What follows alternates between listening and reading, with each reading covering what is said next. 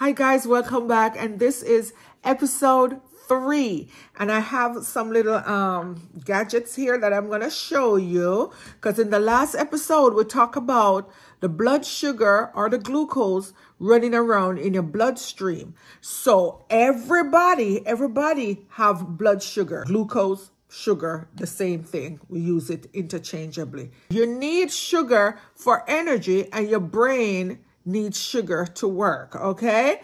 But it's when you have too much, that is where the problem lies. So how do you know if you have too much? How? You can't just look at me and say if I have too much. But you know, sometimes you can actually look at a person and say, yeah man, the one they have diabetes.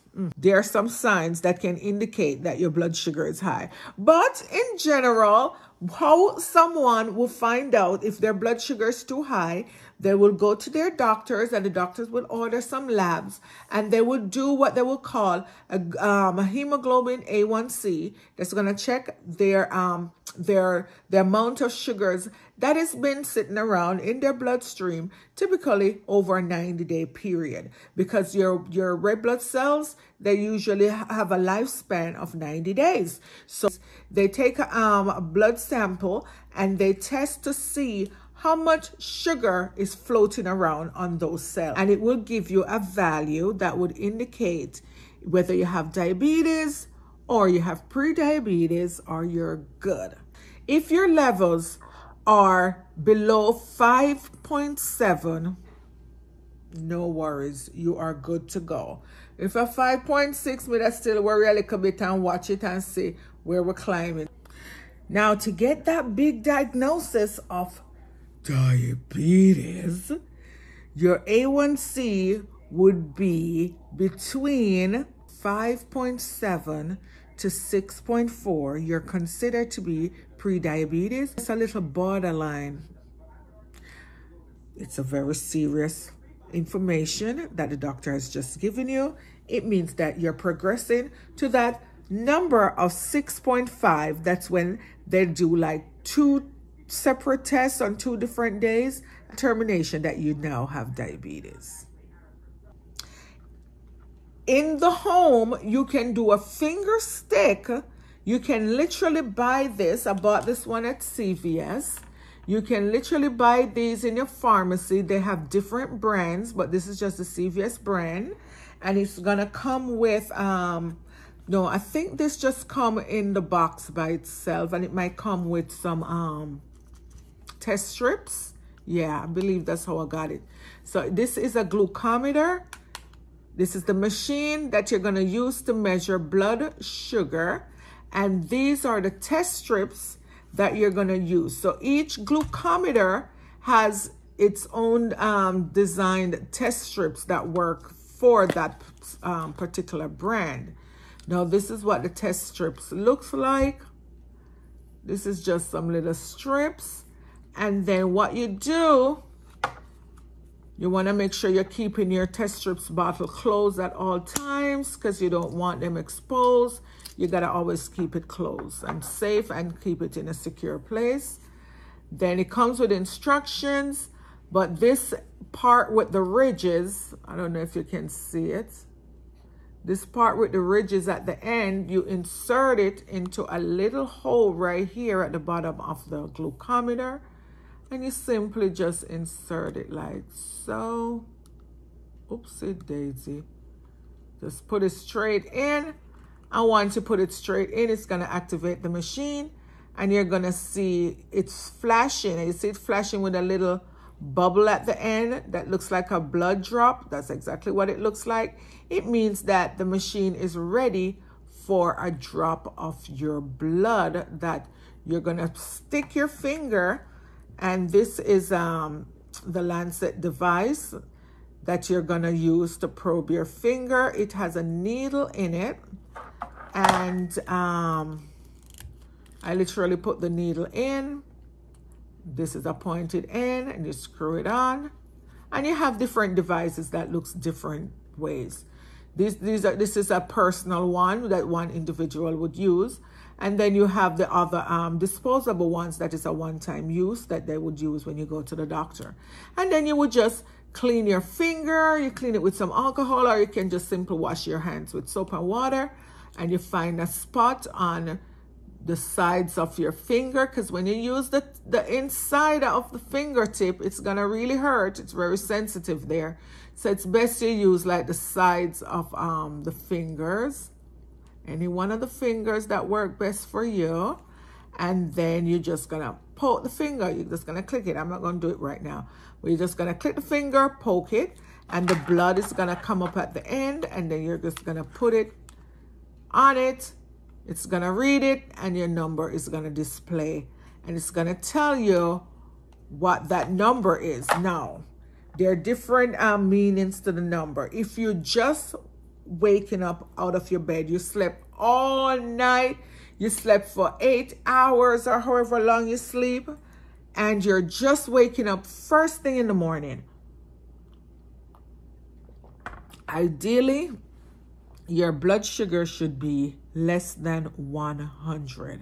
So the measurements for blood sugar measure in 2 different values. You know, like you would have, the US would use miles to measure distance, and other countries would use kilometers, or they might use kilograms, or we might use pounds, you know, like different measurements. So just in measuring blood sugar, in the US, we use milligrams per deciliters, and that's where you find the numbers like from less than 100, from 70 to 100 is a normal fasting blood sugar. That is the 70 to 100. When you hear the values coded that way, it's the milligrams per deciliter. But there's another measurement, which is the millimoles per liter that other countries use. Now, in the millimoles per liters, they're gonna quote their numbers like from 4 to 6. Yeah, they count theirs like in single digit numbers, like 4 to 6. Normal ranges for millimoles to deciliters is 4 to 6, and for milligrams per deciliter is 70 to 100 for fasting. And when we say fasting, you just woke up in the morning, girl, and that is what you check. It should be within those ranges. Now, if you already have diabetes, unless you're very controlled, you might be above those ranges. Yeah, unless you're well controlled. I'm gonna put back this in my vial. I'm gonna put back this in my vial. And then you don't want to keep this longer than 90 days once it's open. Strips are not gonna be that accurate when you check your blood sugar. But if you're someone with diabetes, or if you're someone who's checking your blood sugars very frequently, you're gonna finish this before 90 days, because in this one typically they come in a set of 50, and on the bottle it has a section where you should put the discard by date.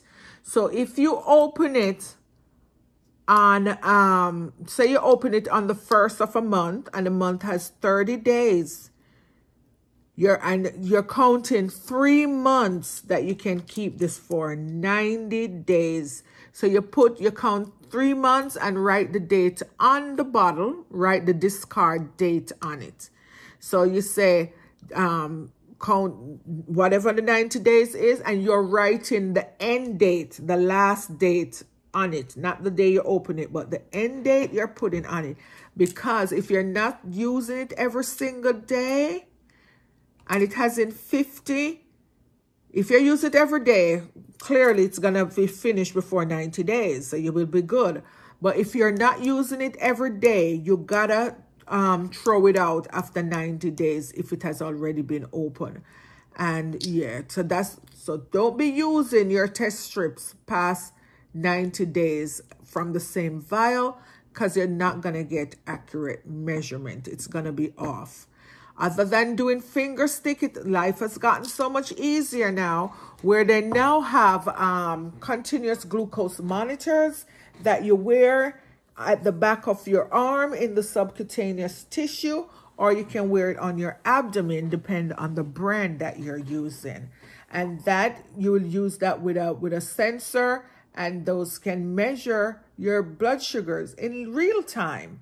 You don't, when they first came out, you had to scan a sensor over the glucose monitor, but now you can literally just open your phone or whatever device you have that you're reading it from. Some watches can read it also, and it can tell you your blood sugar is in real time. So diabetes has come a long way when it comes on to technology. Things are just evolving and making it much more easier to manage, right? But you also have to make sure that you are implementing lifestyle changes that can help you control this very devastating disease. Very, very devastating, very life crippling. A lot of people have died from complications from it. So do not take it lightly. This is a very, very serious disease, okay? Usually I tell people I have diabetes. Sometimes they don't believe me because they see me just living life like everybody else. But there's a lot that goes into it behind the scenes for me. There's a lot. Every day as I wake up, I'm thinking about diabetes. As I go to bed, I'm thinking about it all day long because it impacts my life that much, and I have to be in control of it. I remember my cousin was visiting with me, and every time I feel a spike, because I'm very, very sensitive, as my blood sugar spikes, I feel it. Some people don't feel it at all, but I'm so sensitive. As it starts to rise, I start to feel it. I start to feel it right here in my chest, and it just rises up to my head. And if it's a quick rise, I start to sweat. I'm getting a hot flash. Yeah. And I said to my cousin, my blood sugar is spiking. And she was like, stop saying that. I don't know why. Every time I say it, she would be like, stop saying that. But it is spiking. And I'm a very vocal person. And whenever anything is happening to me, best believe, if you have ears, you're going to know, because I'm going to talk about it. I'm not one for things to happen to me and I sit in silence. No, sir, ma'am. You're going to know. If you're in close vicinity of me, you're going to know when something is wrong with me. I don't sit in silence. You going to know, okay? So I'll be yelling out, I'm having a blood sugar spike. And she'll be like, stop saying it. But I have to say it because that's how I cope. And then I'll have my fan and I'll start to fan, get some cool my body down because my body starts to heat up because that's how it impacts me. So, and I don't like to feel it. I don't like feel the spike that my tongue. I feel like it's actually a high. It's a literal high, and you just start to sweat. So if you're a female and you're going through menopause and you want to take note as to when you get those hot flashes, because I'm not the only one. A lot of us are affected by spiking blood sugars. It gives you a hot flash. So every time next time you feel a hot flash, were you eating? Did you just finish eat something? Ask yourself those questions. See what were you doing right before you get that hot flash, and see if it's something you were eating. Then you know carbs and sugary stuff elevate your blood sugar. You probably have diabetes if you're not diagnosed as yet, or you might be pre-diabetic. Yeah, because that's when your body is not managing the food, it's not processing it, it's not breaking it down effectively. So it gives you a spike. And when my blood sugar goes up over 200, my body just start burn up. And I just start sweat. It's not a good feeling. And it's not a feeling that you want to happen over and over and over. Because I have to remind myself, every time that happens, damages are being done. Damages is happening inside of your body that you cannot see. Yeah. Damages to your eyes. You could have bleeding behind your eyes. Damages to your kidneys. You could go into where you go into kidney failure, then you need dialysis. Whole heap of damages. If you have a cut on your foot, you're not getting enough blood perfusing there, and so you start to find that it's not healing. Then the next thing you know, you need to lose a toe. Hey, it's a lot of things going on with this diabetes, but I'm here for it, girl. I'm here for it. Please comment below, ask your questions so I can respond to your questions so we can have a conversation. Please share these videos because I'm trying to educate people. So make sure you're sharing these with your family and friends. And I just don't want to sit over here and just talk whatever I feel you need to hear. I need to hear from you. I want you to ask me the questions so we can respond and I can tell you what needs to get done or where it's going wrong or what is going right and where it's going left. Ask the question then, okay? And like my videos and let's keep this going. Thank you again for watching and thank you for tuning in. Talk to you soon. Ta-ta.